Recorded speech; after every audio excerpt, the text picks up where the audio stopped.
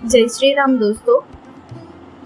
तिल तिल सौंदर्य जमा करके ब्रह्मा जी ने रची एक अप्सरा, नाम रखा तिलोत्तमा। कहते हैं तिलोत्तमा को करने के लिए ब्रह्मा ने अपना समस्त सौंदर्य बोध प्रयोग किया था। तिलोत्तमा के हर अंग की रचना से पहले ब्रह्मा लंबी कल्पना में जाते थे। एक अप्सरा को रचने के लिए ब्रह्मा को इतना प्रयास क्यों करना पड़ा? तिलोत्तमा की कथा किसी अप्सरा की कथा नहीं है, यह तो मनुष्य के जीवन की एक व्यावहारिक कथा है। तिलोत्तमा की एक कथा एक संदेश कथा है। तिलोत्तमा की इस कथा में मनुष्य जीवन के लिए बहुत बड़ी सीख है। तभी तो नारद जी ने पांडवों को यह कथा सुनाई थी। एकता के खंडित होने से बड़े लक्ष्य अधूरे रह जाते हैं।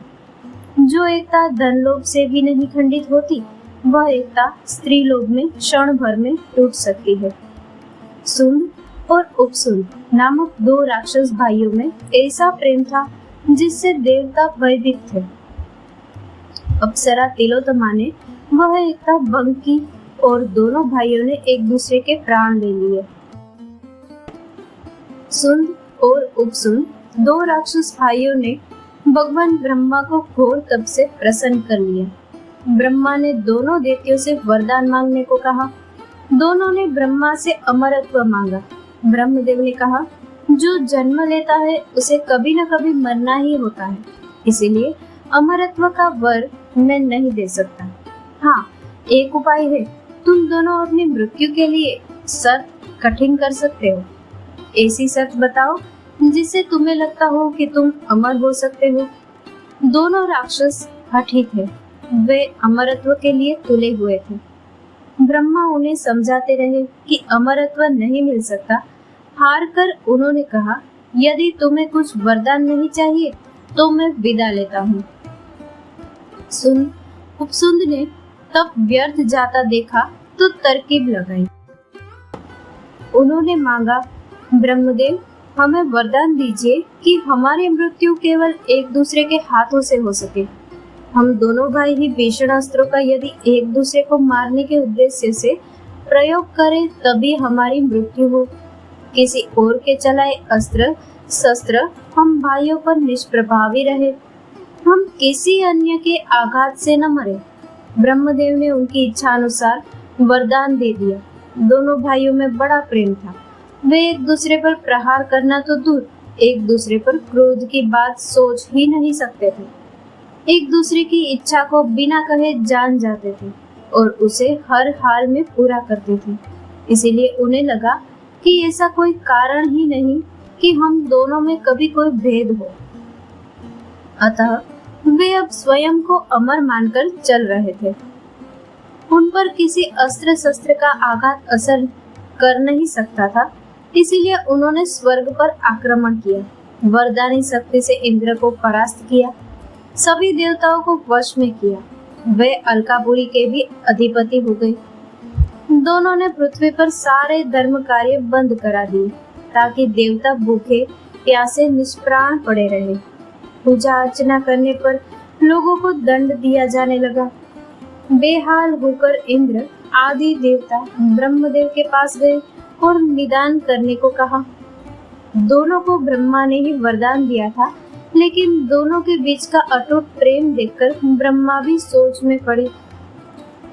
आखिरकार उन्होंने दोनों के बीच विवाद कराने का उपाय निकाला। ब्रह्मा ने कहा, दोनों भाइयों की एकता तोड़े बिना काम हो नहीं सकता। दोनों की एकता तोड़ो, इसके लिए किसी स्त्री का प्रयोग करना चाहिए। अलकापुरी पर तो उनका अधिकार पहले से ही था। सारी अप्सराएं उन दोनों राक्षसों के अधीन ही थी। फिर क्या किया जाए? ब्रह्मा जी ने कहा, सौंदर्य की नई परिभाषा का सृजन करो। नारी के सौंदर्य को बढ़ाने के लिए श्रृंगार के सामान की रचना करो।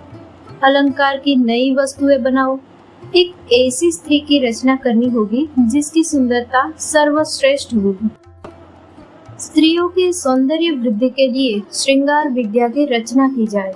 ब्रह्मा ने विश्वकर्मा जी को आदेश दिया कि ब्रह्मांड में उन्हें जो भी वस्तु सुंदर लगती है उन सब का अंश निकाल कर लाए। सभी जीव निर्जीव में बसे सौंदर्य का अंश तिल भर लेकर आए। ब्रह्मांड की समस्त सुंदर वस्तुएं तिल भर लाकर विश्वकर्मा ने ब्रह्मा को दे दी। फिर ब्रह्मा ने उन्हें कहा कि देवताओं को श्रृंगार विधि की रचना में सहयोग। विश्वकर्मा के जाने के बाद ब्रह्मा अपने कार्य में लग गए। उनका सौंदर्य निहारते हुए ब्रह्मा ने एक स्त्री की कल्पना की। ब्रह्मा ने तिल तिल भर संसार की सुंदरता को समेटकर एक स्त्री बनाई। इससे अत्यंत सुंदर अप्सरा तिलोत्तमा की उत्पत्ति हुई। उस अद्वितीय सुंदरी अप्सरा का नाम तिलोत्तमा पड़ा। ब्रह्मा ने तिलोत्तमा को बताया कि उन्होंने उसकी रचना सुंद उपसुंद के अत्याचारों से मुक्ति दिलाने के लिए की है। योजना के मुताबिक तिलोत्तमा अंतरिक्ष की परिक्रमा करने लगी। एक दिन सुंद स्वर्ग में राज कर रहा था, तब उपसुंद पृथ्वी पर फिर आक्रमण करने निकला। तिलोत्तमा स्वर्ग का भ्रमण कर रही थी, तब सुंद की दृष्टि उस पर पड़ी। उसने तिलोत्तमा का पीछा करके उसे रोका। उसने तिलोत्तमा का परिचय पूछा। अप्सरा बोली, मेरा नाम तिलोत्तमा है। मैं एक अप्सरा हूँ। विवाह के लिए पुरुष तलाश रही हूँ। मैं संसार के सबसे बड़े वीर की तलाश में हूँ जिससे विवाह कर सकूं। तिलोत्तमा का सौंदर्य ऐसा था कि उससे कोई भी मोहित हो जाए। सुंद ऐसा मौका छोड़ना नहीं चाहता था। वह मोहित होकर तिलोत्तमा के आसपास मंडराता रहा। तिलोत्तमा के प्रेम में मुग्ध सुंद को नींद आने लगी। वह प्रसन्न मन से गहरी नींद में सो गया। उसके बाद तिलोत्तमा पृथ्वी पर आई। वह मानसरोवर तट पर स्नान कर रही थी कि उपसुंद वहां घूमता हुआ पहुंचा। तिलोत्तमा का सौंदर्य देखते ही वह मतवाला हो गया। उपसुंद ने उसे वस्त्र दिए जिसे पहनकर वह बाहर आई। उपसुंद ने उससे विवाह का प्रस्ताव रखा। तिलोत्तमा ने कहा, आपने स्त्री लज्जा का ख्याल रखा जो वीरों की पहचान है। आप विवाह के लिए सर्वथा योग्य है, किंतु कोई और मुझसे विवाह करना चाहता है। उसके भय से मैं विवश हूँ। एक अतुलनीय सुंदरी स्वयं उससे विवाह करने की इच्छुक है, लेकिन किसी के भय के कारण वह सुंदरी उसके हाथ से निकल जाएगी। ये सोचकर वह बड़ा क्रोधित हुआ।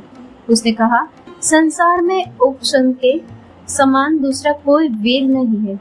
मैं उस दुष्ट का वध करके तुमसे विवाह करूंगा। मुझे उसके पास लेकर चलो। तिलोत्तमा उसे स्वर्ग ले गई, जहाँ सुंद विश्राम कर रहा था। दोनों भाई तिलोत्तमा से विवाह करने को व्याकुल थे। वे दोनों तिलोत्तमा से विवाह को राजी हो गए, परंतु तिलोत्तमा ने कहा कि वह देवकुल की कन्या है। उसके कुल में एक स्त्री का एक ही जीवित पति हो सकता है। उन दोनों को आपस में तय करना होगा कि उसके साथ कौन विवाह करेगा। यदि वे बलात् विवाह करेंगे तो वह उसी क्षण प्राण त्याग देगी। तिलोत्तमा के सौंदर्य पर मुग्ध सुंद और उपसुंद दोनों ही उसे पाने के लिए व्याकुल थे। दोनों भाई पहले एक दूसरे को बात विचार से समझाते रहे। तिलोत्तमा ऐसा स्वांग रचाती कि दोनों में आपस में वीर सिद्ध करने की होड़ लगती। दोनों स्त्री के समक्ष अपनी वीरता प्रदर्शन करने को उतारू हुए और आपस में भिड़ गए। काम मोहित होने के कारण उन्हें ब्रह्मा के वरदान का भी ध्यान नहीं रहा। अंततः बुरी तरह घायल होकर दोनों ने एक दूसरे का वध कर दिया। इस प्रकार दोनों असुरों से संसार को मुक्ति मिली। देवों ने तिलोत्तमा की प्रशंसा की। ब्रह्मा ने तिलोत्तमा को स्वर्ग में सबसे ऊंचा स्थान दिया। दोस्तों, इस कथा को लाइक, शेयर और हमारी चैनल को सब्सक्राइब करना ना भूलें। जय श्री राम।